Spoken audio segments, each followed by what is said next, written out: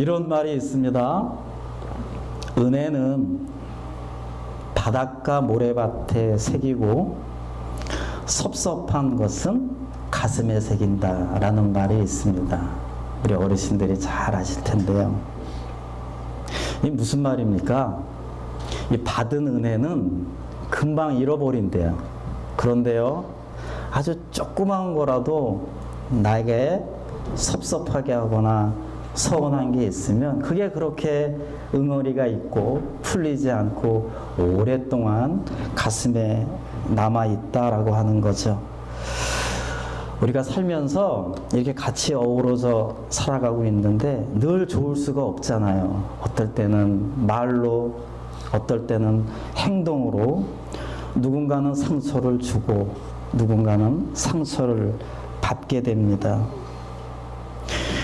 이제 그런 시간을 자꾸 이렇게 반복하다 보면 어느 순간에 어떤 한 공동체, 어떤 한 사람에 대해서 섭섭한 마음, 서운한 마음을 가질 때가 있어요.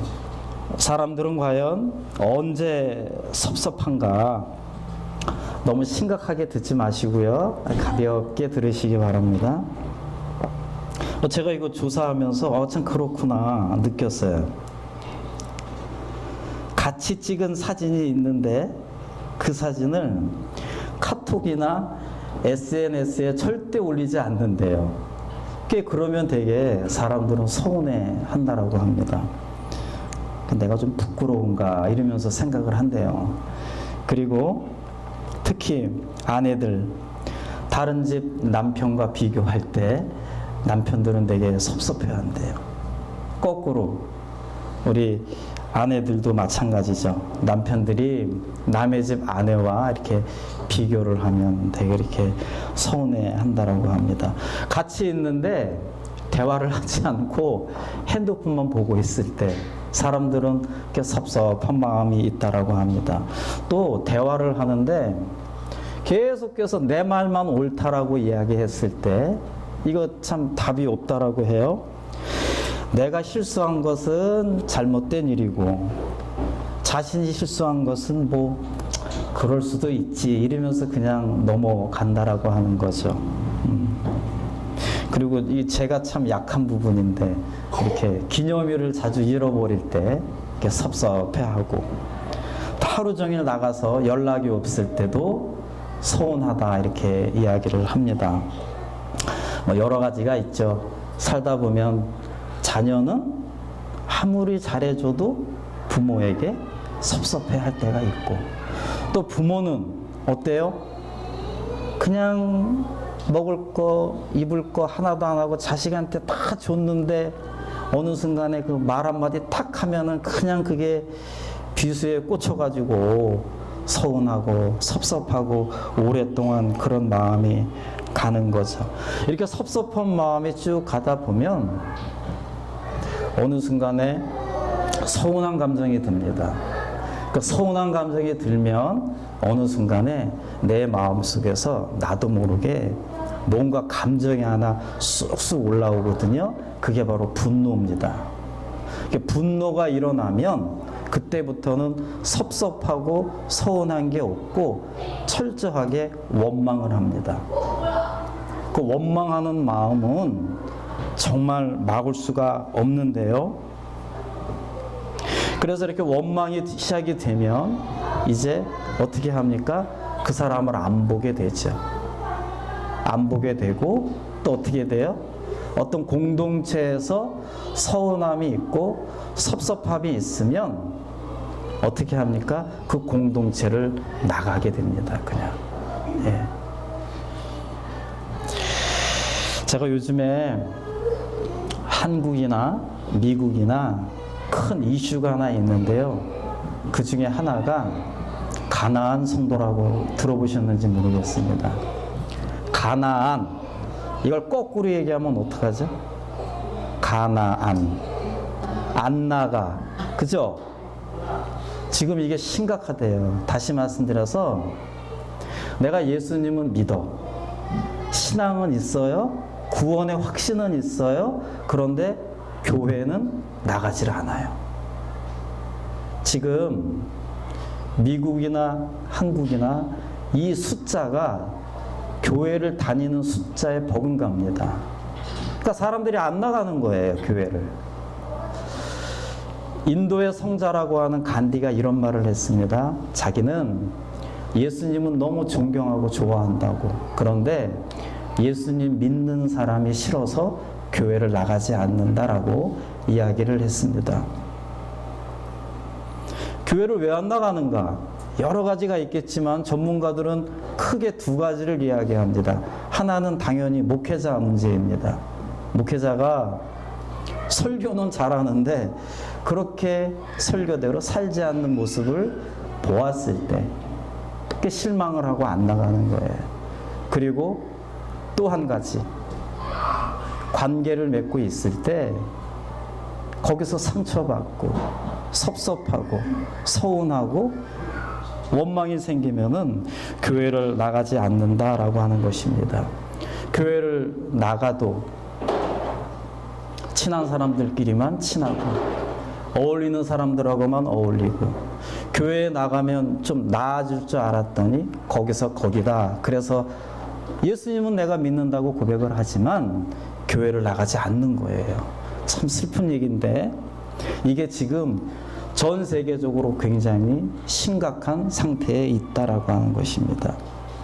우리는 지금 계속해서 초대교회가 세워지고 그 세워진 교회가 어떻게 성장하는지를 지금 계속해서 나누고 있는데요. 오늘은 내부에 공동체 안에 분란이 일어났습니다. 한쪽에서 원망이 생긴 것입니다. 우리가 아이가 자라려면 반드시 뭐를 겪죠? 성장통을 겪어요. 그죠? 그리고 아무리 똑똑한 천재도, 아무리 학식이 뛰어난 청소년도 반드시 거쳐야 하는 것은 사춘기를 겪어야 합니다. 그 과정을 겪어야 돼요. 교회가 성장하기 위해서는 이렇게 여러 가지 일들이 겪게 된다라고 하는 것입니다. 어떤 새신자가 교회에 와서 답답해하는 거죠. 왜 이렇게 교회는 문제가 많은가? 당연한 겁니다. 당연한 거예요. 사람들이 모여있기 때문에.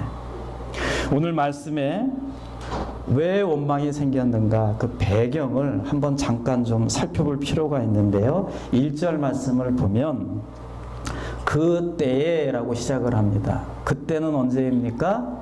우리 지난주에 배웠지만은 이제 예수님을 믿는 무리들이 점점 많아져서 교회가 조금씩 성장할 때입니다.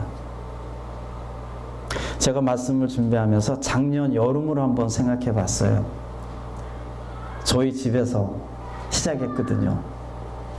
교회 이름도 없이 한 가정, 두 가정, 세 가정 그렇게 모여서 거실에서 예배를 드리고 또 뒷뜰에 가서 뛰어놀고 같이 밥을 해먹고 저녁까지 밥 해먹고 10시, 11시까지 이야기하다 헤어지고 그 기억이 나더라고요. 그랬던 그 몇 명 되지 않았던 이 교회가, 이 공동체가 1년도 안 돼서 이렇게 많은 무리가 모인 거잖아요. 저는 뭐 아주 배가 부르죠. 더 이제 해야 되지만 일단 감사하죠. 이것처럼 초대교회에서도요, 교회를 세우고 성령님이 자꾸 은혜를 주시니까 한 명 한 명 이렇게 모이는 겁니다. 그래서 이렇게 모였거든요.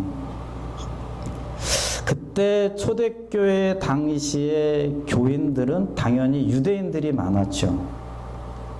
그리고 유대인들이 두 부류의 유대인들이 있었습니다. 헬라계 유대인들이 있었고 히브리계 유대인들이 있었습니다. 헬라계 유대인이라고 하는 것은 이스라엘의 피를 받은 부모가 있지만 우리처럼 한국이 아니라 미국에 와서 태어난 사람들입니다. 그러면 당연히 그 나라 말을 할 것이고 그 나라 문화가 있는 사람들입니다. 히브리계 유대인이라고 또 따로 있습니다. 그 사람들은 말 그대로 한국에서 태어나서 한국에서 자란 사람들입니다. 그러니까 한국말을 쓰는 사람들이죠. 그러면 어떻게 됩니까? 그런 사람들이 한 곳에 있는 거예요, 지금. 자, 언어가 다르죠? 여러분들 겪으셨죠? 언어가 다르면 소통이 안 되죠? 소통이 안 되면 별것도 아닌 것 가지고 오해가 생깁니다. 그렇죠? 자, 문화가 다릅니다. 문화가 다르면 생각이 다릅니다. 생각이 다르면 가치관이 다릅니다. 보는 시각이 다르죠. 또 거기에다가 과부들이 있었어요. 혼자 사는 사람들이 있습니다. 또 고아로 자란 사람들이 있습니다. 다양한 사람들이 지금 초대교회의 공동체를 이루고 있습니다. 여러분, 그게 교회입니다. 교회는 내 마음, 나랑 같은 색깔, 나랑 같은 성격 있는 사람들이 모여 있는 공동체가 아니고, 교회는 이렇게 다양한 사람들이 모여 있는 것이 교회다라고 하는 거죠. 이 교회에 당연히 문제가 있을까요? 없을까요? 당연히 문제가 있습니다. 여러분, 교회에 문제가 있으면 왜 이렇게 문제가 많아라고 하고 소리를 칠 게 아니라, 당연히 우리가 지금 살아있기 때문에, 우리가 지금 모였기 때문에 이런 문제가 있구나라는 것을 먼저 인정하고 들어가야 합니다. 자, 이 문제는 정확하게 초대교회 오늘 본문의 문제는 무엇입니까? 그 원인이 2절에 잘 나와 있습니다. 12사도가 모든 제자를 불러 이르되 우리가 하나님의 말씀을 제쳐놓고 접대를 일삼는 것이 마땅하지 아니하니 3절 형제들아 너희 가운데서 성령과 지혜가 충만하여 칭찬받는 사람 7을 택하라. 우리가 그 일을 그들에게 맡기고 4절 우리는 오로지 기도하는 일과 말씀 사역에 힘쓸 것이니라. 기억하십니까? 헬라계 유대인이 있고 히브리계 유대인이 있는데 출애굽기에 보게 되면 하나님은요 고아나 과부들이 불쌍하기 때문에 항상 국가나 교회에서는 그들을 도와주라고 했습니다. 그 말씀에 순종을 해서 초대교회에서는 이들에게 먹을 것을 좀 배급을 했습니다. 그런데 문제는 거기까지는 좋았어요. 그런데 문제는 히브리계 유대인들에게는 빵을 2개를 주고 헬라계 유대인들에게는 빵을 1개를 주는 격이 된 것입니다. 구제를 했지만 차별을 받게 된 상황인 거죠. 결국 당연히 적게 받은 한쪽이 불평불만이 있는 거예요. 시간이 지나면서 원망이 생깁니다. 교회가 시끄러워집니다. 어떻게 해야 할까요? 하나님이 기가 막힌 방법으로 해결을 해 주시는데요. 자, 먼저 일단 사람들을 다 불러 모았습니다. 그리고 이런 문제가 있었노라고, 지금 우리 교회에 이러한 문제가 있었노라고 이야기를 합니다. 모두가 잘 듣습니다. 어느 누구 하나도 무관심하지 않습니다. 누구 하나 뒷짐지고 있지 않고요. 누구 하나 나 몰라라 하지 않습니다. 정확하게 전달을 했고 서로 맞대고 대화를 나누고 있습니다. 만약에 나는 이 문제에 관심 없어, 나랑 상관이 없어라고 그냥 넘어갔다라면 이 문제가 그냥 해결이 되었는가? 그건 아니죠. 우리가 상처가 나면 아파도 메스를 대고 이 고름을 파내야 새 살이 나는 것처럼 이 문제를 확실하게 드러내야 합니다. 그렇게 초대교회는 잘 했습니다. 여럿이 모여서 그 문제를 끄집어냈습니다. 이 구제에 문제가 있다. 그렇게 했을 때 참 이들이 잘한 것은 그 문제에만 집중을 했습니다. 구제에 지금 문제가 있다라는 거에만 집중을 한 거예요. 제가 만약에 우리가 만약에 이렇게 지내는데 어떤 문제가 생겼어요. 그런데 제가 그 문제를 가지고 얘기를 해야지 여러분들에게 제가 이 자리에 서가지고 여러분 제가 개인이 개척했습니다. 우리가 개인이 개척했습니다. 이러면 될까요? 이게 저를 무척 참 어리석다라고 이야기를 할 것입니다. 부부싸움 할 때마다 괜히 결혼했어. 우리 이혼하자. 여기 남아있을 사람 아무도 없지. 애 키울 때마다 그때 애를 낳지 말았어야 하는데 호적에서 팥벌했어야 되는데 이런 식으로 나오면 그거 아니잖아요. 문제는 항상 생깁니다. 그 문제에만 집중을 하는 것입니다. 그 문제에만. 거기에 너 넘어갈 필요도 없고 더 줄일 것도 없습니다. 그 문제에만 집중을 했어요. 그랬더니 하나하나 해결책이 나오기 시작합니다. 먼저 사도들이 이야기합니다. 사도들이요, 내가 먼저 잘못했다라고 이야기를 합니다. 자신들이 먼저 실수했다라고 이야기합니다. 그 실수가 무엇인가?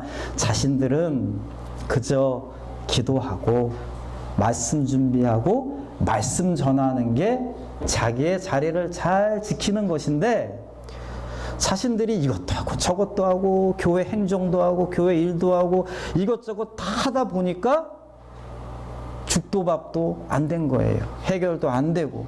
그래서 사도들이 먼저 이야기를 합니다. 우리는 이제 앞으로는 기도하는 일에 집중을 하겠다. 그리고 말씀을 준비하고 말씀을 전하는 것에 집중을 하겠다라고 이야기를 합니다. 정리를 합니다. 그리고 나서 사도들이 이야기합니다. 그러면 나머지 교회의 행정이나 구제나 이런 여러 가지 일들은 이제 사람을 뽑아서 여러 사람들이 나누어서 하겠습니다 라고 이야기를 합니다. 여러분 자기 자리를 잘 지키십시오. 돌고래는 물을 떠나서는 살 수가 없습니다. 다람쥐는 반드시 숲속에 있어야 합니다. 저희같이 아빠들은 가정을 지켜야 하죠. 거기서 떠나는 그 순간에 문제는 발생이 됩니다. 어느 공동체가 시끄럽다. 그 안에는 반드시 누군가가 자기 자리를 이탈한 사람들이 있습니다. 자기 자리를 잘 지키라는 거예요. 그래야 문제가 해결되는 데에 기본적인 게 깔린다라고 하는 것입니다. 사도들은 오로지 기도하는 것과 말씀 전하는 것에 집중을 하겠다. 나머지 일들은 맡기겠다라고 하는 것입니다. 지금 사실 저희 교회도 개척을 하고 1년도 안 되고 처음이기 때문에 본의 아니게 제가 이것저것 다 개입합니다. 이것도 하고 저것도 하고 뭐 그건 나쁘지 않습니다. 그런데 건강한 교회는, 강한 교회는 혼자 뛰지 않습니다. 여러 사람이 같이 뛰는 거죠.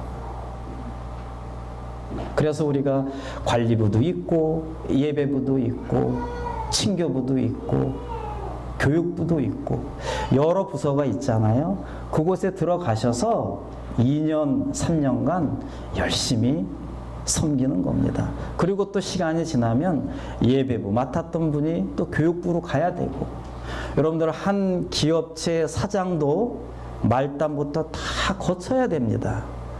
그래야 사장이 딱 되었을 때 다 보고 관리를 할 수 있죠. 어느 한 부분만 쫙 하면 그분은 사장의 자격이 없습니다. 여러분, 적어도 우리 교회에서 권사가 되고 안수집사가 되고 장로가 되기 위해서는 두루두루 거쳐야 합니다. 그래서 나중에 그런 분들이 지도자가 되었을 때 교회가 더 건강하고 강한 교회가 되는 거죠. 그렇다면 이제 그렇게 세워져야 할 사역자들은 어떤 사람이 세워져야 하는가? 도대체 어떤 사람이 하나님의 마음에, 하나님의 조건에 합당할까? 3절 말씀에 잘 나와 있는데요. 3절 말씀, 형제들아 너희 가운데서, 자, 첫 번째 조건은 어디에서 뽑아야 돼요? 너희 가운데서. 여기서 함께 생활했던 사람들, 좋은 일이 있으면 함께 웃고 안 좋은 일이 있으면 함께 울고 아주 사람에 대해서 잘 알고 있는 사람, 그 사람 중이 대상이 되는 것입니다. 능력이 있다라고 해서 외부에서 데리고 오는 게 아니에요. 우리 가운데서 뽑히는 겁니다. 우리 가운데서 하는 것입니다. 함께 애정을 갖고 관심을 갖고 열심히 했던 사람 중에서 그 사람 중에서 뽑히는 거죠.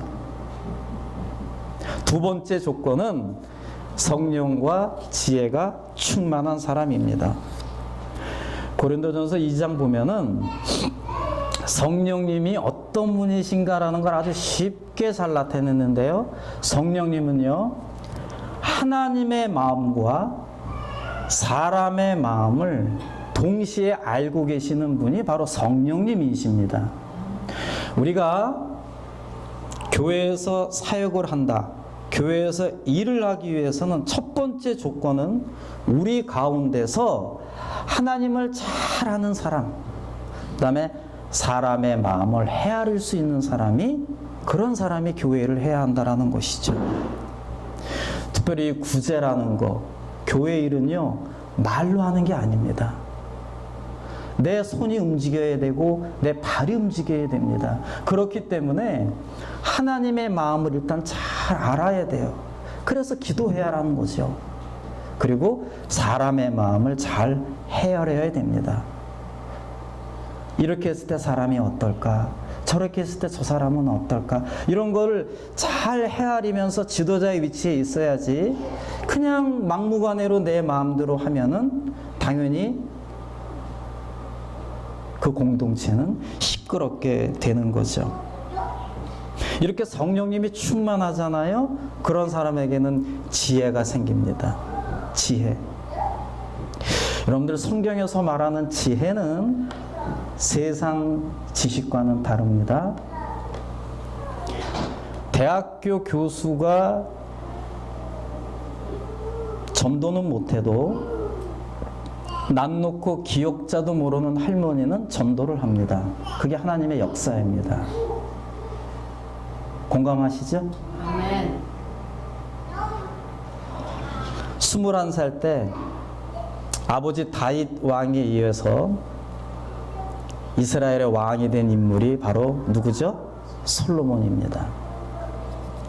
그 21살 청년 때 아무것도 모르는 나이에 왕이 되었어요.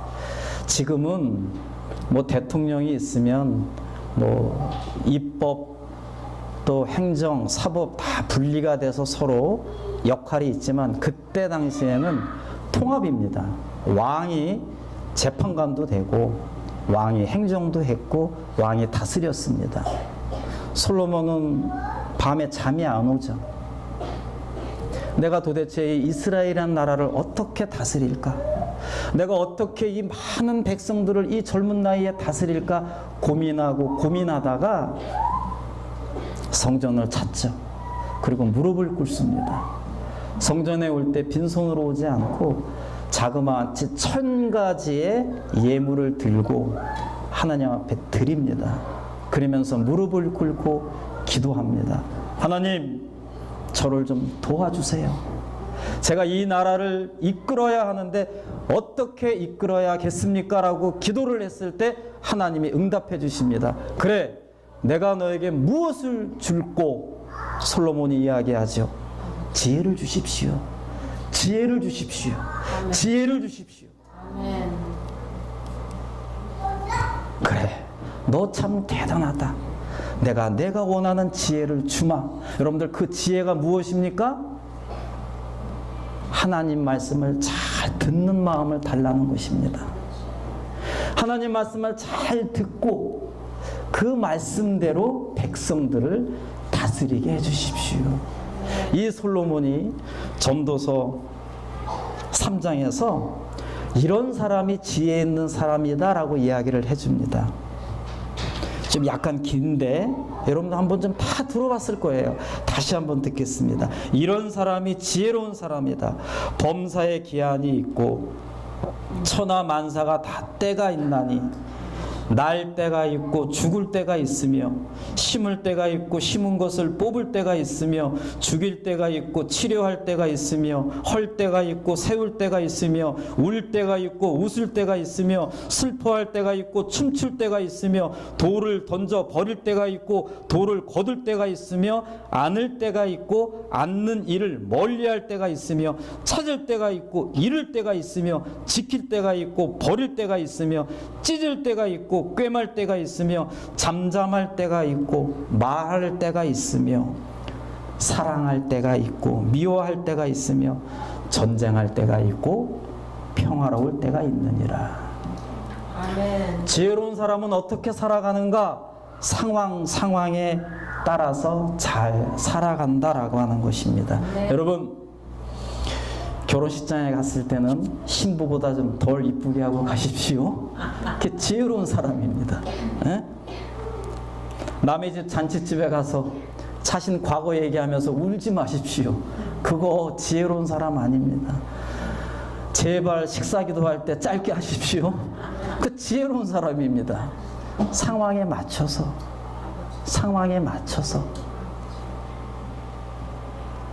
여러분 제가 돈이 많아요? 남에게 도와줄 수 있는 능력이 있어요? 그렇다고 해서 제가 내 마음대로 도와주면 그 상대방이 좋아할까요? 아니잖아요. 제가 만약에 그런 사람이라면 저는 지혜롭게 더 겸손하게 상대방이 상처받지 않게 상대방이 자존심 상하지 않게 그냥 조용히 도와주는 겁니다. 오른손이 한 거 왼손이 모르게 그냥 조용히. 내 능력이 있어요. 내가 참 사는 게 이게 왜 이렇게 살까? 제가 볼 때는 참 답답하게 살아요. 그럼 내가 옳은 말을 해줄 수 있어요? 그런데요, 그 옳은 말을 지혜롭게 하지 않으면 그 사람은 못이 박힙니다. 가슴에. 더 조심해야 돼요. 내가 능력이 있다고 막 하면 안 됩니다. 더 조심해서 지혜롭게 해야 돼요. 그렇게 받을 때 그 사람이 자존심 상하지 않고 고맙고 하나님께 영광을 돌리는 거죠. 자, 세 번째는 칭찬받는 사람입니다. 여러분, 만약에 제가 저는 성령 충만한 사람입니다. 저는 지혜로운 사람입니다. 라고 이야기를 했는데 여러분들이 고개를 갸우뚱하면은 저는 잘못된 거예요. 그거 아니에요. 교회에서 하나님을 하는 사람들은 100%는 아니지만 보편적으로 인정을 받아야 합니다. 칭찬을 받아야 합니다. 제 얘기가 아니라 성경 말씀입니다. 칭찬받는 사람. 하나님의 마음을 알고 사람의 마음을 헤아려서 잘 그렇게 평상시에 했을 때 아무개 그러면 그 사람 뭐 우리 애를 가리켜도 돼. 잘 할 거야. 그럼 이상 없지. 그 사람은 뭐 완벽한 사람 없잖아. 하지만 그 정도는 괜찮아. 이렇게 보편적으로 인정을 받아야 합니다. 그런 사람이 나왔을 때 힘이 있는 거예요. 그런 사람이 말을 할 때 그 말에 파워가 있는 것입니다. 칭찬받는 사람. 이런 조건이 있는 사람이 7명이 뽑혔어요. 그 사람이 누구냐? 스데반, 빌립, 브로고로, 니가노로, 디몬, 바네다, 니골라입니다. 참 소중한 이름이죠.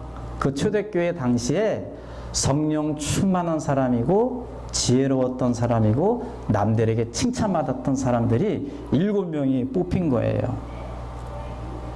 제가 이 말씀을 기록하면서 여러분들 한 분 한 분이 생각이 났습니다. 여러분들 이 사도행전은요 28장이 끝이거든요. 그래서 많은 교회에서 우리는 지금 29장을 써내려 가고 있다라고 이야기를 합니다. 저희 교회도 지금 29장을 써내려가고 있습니다. 자, 그렇게 했을 때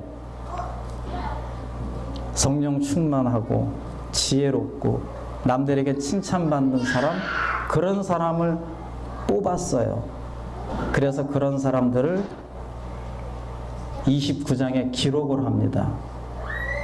자, 그렇게 했을 때 저는 저와 여러분들의 이름이 다 기록되기를 원합니다. 기록되기를 원합니다. 제가 그래서 일일이 다 썼어요. 제가 좀 시간이 걸려서 읽어야 될 것 같아요. 늘 기도하며 말씀에 집중했던 사도 박가람, 금가영, 윤상구. 아멘. 성령이 충만하고 지혜롭고 평판이 좋은 사람 김기림, 아멘. 김옥수, 아멘. 김종학, 아멘. 고성경, 아멘. 고원영, 아멘. 박은혜, 아멘. 박태영, 아멘. 이덕균, 아멘. 이윤복, 이윤종, 이현정, 이창숙, 윤세진, 윤병준, 윤병훈, 장지현, 장진아, 조복수, 아멘. 조삼구, 최승현, 최희재, 크리스. 아이들 이름을 제가 참겠습니다. 빨리 가려면 혼자 가라는 말이 있습니다. 멀리 가려면 함께 가라는 말이 있습니다. 저는 함께 가고 싶습니다. 비록 눈에 보이지 않아도, 아직 열매가 보이지 않아도 거북이처럼 뚜벅뚜벅 엉금엉금 앞으로 나아갈 것입니다. 아멘. 같이 함께 아멘. 나가는 것입니다. 아멘. 우리 함께 생활하면서 때로는 섭섭할 때도 있어요. 때로는 서운할 때도 있고, 때로는 사람들과 어울리면서 저 사람 왜 저럴까 하면서 원망스러울 때가 있어요. 내 마음도 몰라주고 하면서 이렇게 원망스러울 때도 있지만, 그럴 때요 이렇게 꽁 하고 가슴에 담아두지 마세요. 말 안 하면 모릅니다. 말을 하세요. 그리고 자꾸 풀으세요. 그러면서 건강한 공동체가 되어야지 문제 생길 때마다 뛰쳐나간다. 이 세계에 여러분들 같이 있을 공동체는 없습니다. 문제가 있을 때마다 함께 대화하고 같이 풀고 같이 머리를 맞대고, 그렇게 했을 때 하나하나 문제가 해결되면서 어느 순간에 나도 모르게, 우리가 모르게 건강한 공동체가 되어 있는 것이죠. 이렇게 했을 때 어떤 일이 벌어집니까? 7절 말씀. 우리가 함께 하나가 되었을 때 어떤 일이 벌어지는가? 같이 읽겠습니다. 시작. 하나님의 말씀이 점점 왕성하여 예루살렘에 있는 제자의 수가 더 힘이 많아지고 허다한 제사장의 무리도 이도에 복종하니라. 아멘. 점점 복음이 전파된다라고 하는 것입니다. 여러분, 사람들이 모여 있는 곳에는 문제가 있습니다. 하나님은 그 문제를 하나님이 아니라 또 다른 사람을 세워서 그 문제를 해결하십니다. 그게 하나님의 방법입니다. 여러분, 한 사람 한 사람을 소중하게 생각하셔야 됩니다. 옆에 있는 분, 뒤에 있는 분, 앞에 있는 분, 그런 분들이 여러분들이 문제가 생겼을 때 같이 머리 맞대고, 우리 교회가 문제가 생겼을 때 같이 머리 맞대고 고민하고 갈등하고 기도하면서 해결하는데 쓰임받을 사람들입니다. 내 사람이 아니라 하나님의 사람들입니다. 아멘. 소돔과 고모라는 대도시였어요. 하나님은 그 대도시를 의인 10사람이 없어서 그냥 멸망시켜버립니다.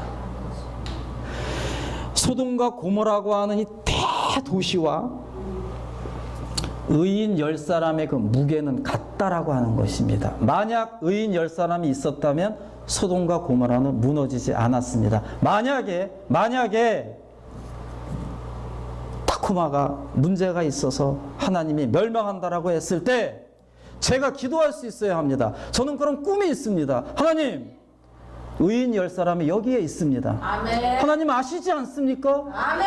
교회를 사랑하고 주님을 사랑하고 십자가를 사랑하고 우리 교회 교인들 다 올려드리겠습니다. 제발 이것을 멸망시키지 말아주십시오라고 저는 자신이 있습니다. 우리가 기도하며 나아갈 때에 우리 공동체가 싸우지 않고 하나가 되어서 나아갈 때에 이 타코마 지역의 무게보다, 타코마 지역의 몇몇 명의 무게보다 여기에 계신 의인 20, 30명의 무게감이 더 높다라고 하는 것을 저는 믿고 있습니다. 아멘.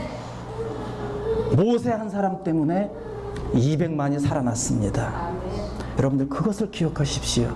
가정에 문제가 있습니까? 여러분 한 사람 바로 서 있으면 가정은 끄떡없습니다. 아멘. 교회에 문제가 있습니까? 여러분 한 사람만 끄떡없으면 교회는 이상이 없습니다. 아멘. 절대 이상이 없습니다. 사탄 마귀 어떤 것도 침투하지 못합니다. 아멘. 이 사실을 믿고 오늘도 기쁨과 감사함으로 주님께 나아가는 여러분과 제가 되기를 간절히 바라겠습니다. 기도하시겠습니다.